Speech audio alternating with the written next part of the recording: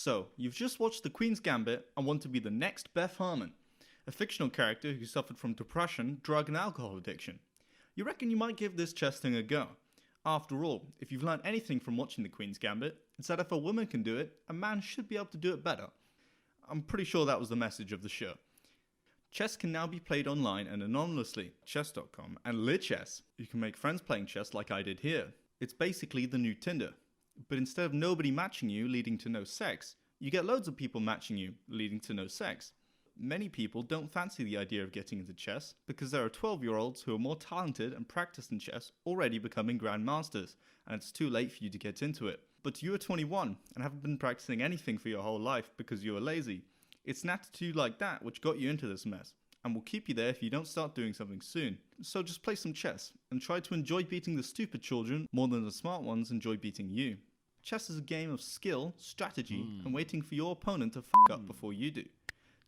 A game of chess has literally trillions of possible games and scenarios, but they all basically end up with the feeling that every mistake you made was unlucky, and every mistake the opponent made was due to your skill.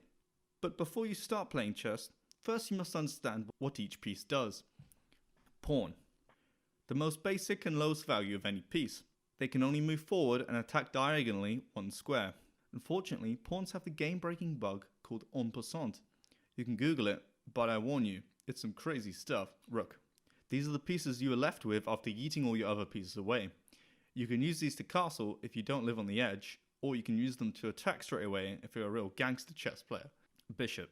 These guys can move diagonally as much as they want, leading to some swanky surprise attacks. It's a very underrated piece in chess, especially at a lower level of play, because kids tend to get screwed by bishops. Knight, horse. The knight is the wildcard bad boy of chess. It can jump over other pieces, and is the hardest piece to work out spatially. As a result, many times you or your opponent will forget about this piece, leading to some sweet, sweet forks, the most satisfying of any chess move. Queen. The queen is the most powerful piece, similar to how the queen is the strongest person in the world. It's worth 9 points, which is more than the value of all the pawns, similar to how peasants in the UK are worthless compared to Her Majesty. King. If you take this piece, you win, and if you lose this piece, you lose.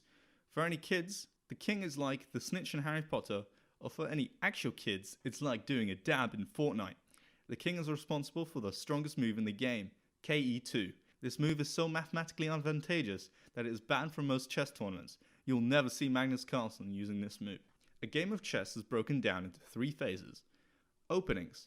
You start with an opening. These are the first few moves of a game. There are various choices of book openings, which are the best moves to play to start the game. You can choose between many different options, but you're only going to practice one. Midgame.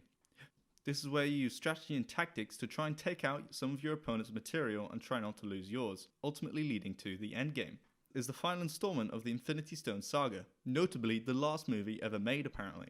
It's also the part in chess where you're either trying to checkmate the king or rushing pawns to the other side so you have a better chance of checkmating the king.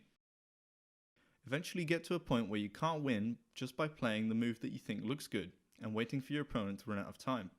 And if you want to get better, you have to study chess, or at least do some chess puzzles, or get bored and do something else. There are a wide range of sources to learn chess. Books are an option, but why read a book when you could watch half a 30-minute video on pawn structure, absorbing none of the information? Now, as you come to a high level of play, chess becomes theoretical, which basically means, while you are considering what your opponent might move next, a theoretical chess move takes into consideration chaos theory, and the impact this checkmate may have on the weather next Tuesday. Soon you'll be resisting the urge to constantly play. You need more of the highs of a sweet fork and watching your opponent message oops after blundering a piece. It's time to get serious. Competitive chess. Chess uses a system called ELO to determine the skill level of players. Normally you start out with an ELO of 400 and you gain or lose ELO by playing other players. After you chain a few wins together, you may start to wonder how far it can go. Maybe you can aim to be a grandmaster. They are the pinnacle of chess. Trained from childhood, become the best chess players of all time. But they also lose to computers, and I beat Halo 3 on Legendary, so who's the real cool kid? To become a grandmaster, you need to have an ELO of 2500 or higher and a bunch of other achievements. I would tell you them all, but let's be honest, you're like 20 years too late to grow up playing chess. Normally, I would play video games all day, but the fancy graphics on Minecraft were a bit too much for my PC, so I had to move back a few decades to avoid doing actual work. Ultimately, what is the difference between playing video games and playing chess online? One is more social, more action-packed, and requires a various number of different skills to play. But you also will seem like a bit of a loser for playing all day. While if you spend all day playing chess, people see you as a genius savant, soon to be owning Microsoft and manipulating the market by owning the market. All in all, chess is a board game that has a limitless skill cap, and it's possible to spend thousands of hours playing without scratching the surface. It's also possible to hit subscribe or like if you enjoyed the video. I've been known to upload here sometimes.